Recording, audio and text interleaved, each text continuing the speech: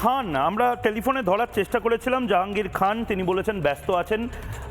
জবাব চায় বাংলা চলছে এবং জবাব চায় বাংলার যে চ্যানেল রিপাবলিক বাংলা আমাদের সমস্ত পরিচয় দিয়েই আমাদের পিসিআর উনি যোগাযোগ করার চেষ্টা হয়েছিল, কিন্তু উনি বলেছেন যে এই মুহূর্তে উনি ব্যস্ত আছেন। আমার ধারণা আমি পিসিআরে যারা রয়েছেন, আমাদের গেস্ট টিমে যারা রয়েছেন, আমাদের ইনপুট আউটপুটে যারা রয়েছেন তাদের বলবো এখন দয়া করে টেলিফোন করার চেষ্টা করতে না। আমার ধারণা আমার মনে হয় উনি পুলিশ প্রোটেকশন ছাড়া, ওনার তো এখন আর কোনো পুলিশ প্রোটেকশন নেই, সুতরাং মাতব্বরি করার জায়গাও নেই। আমার ধারণা পুলিশ প্রোটেকশন ছাড়া উনি চোখে চোখ রেখে কথা বলতেও ভয় পান।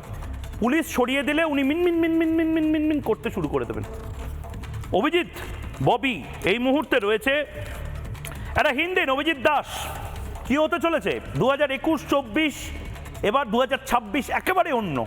জাহাঙ্গীর খানদের এই ত্রাসের মৌরসি পাট্টা ভাঙতে চলেছে। ধন্যবাদ আপনাদের যে আমাকে ডাকলেন আপনাদের স্টুডিওতে। আমার তো অবস্থা হয়েছিল একা কুম্ভ রক্ষা করে নকল গদিগরের মতো।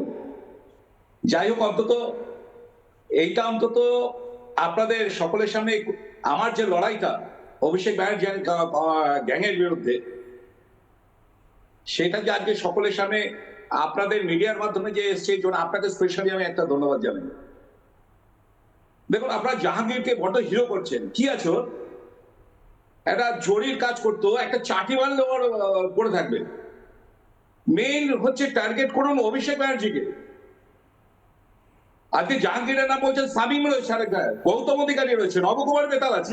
অভিজিৎ দা, আমি শুনেছি এই জাহাঙ্গীর খান নাকি ব্যাপক পুলিশের প্রোটেকশন পান, পুলিশের কোন থানার কোন বাবু কে কি করবে সব নাকি বলে দেয়। জাহাঙ্গীর পাচ্ছে, শামীম পাচ্ছে, নবকুমার বেতাল পাচ্ছে, অভিষেকের যত চেলা আছে প্রত্যেকে পাচ্ছে।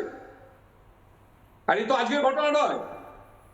2018 সালে আমাকে যখন ডায়মন্ডের বুকে জাহাঙ্গীর, শামীম এবং গৌতম অধিকারী ক্রিমিনালরা মারলো, তারপরে কি স্টেপ হয়েছিল?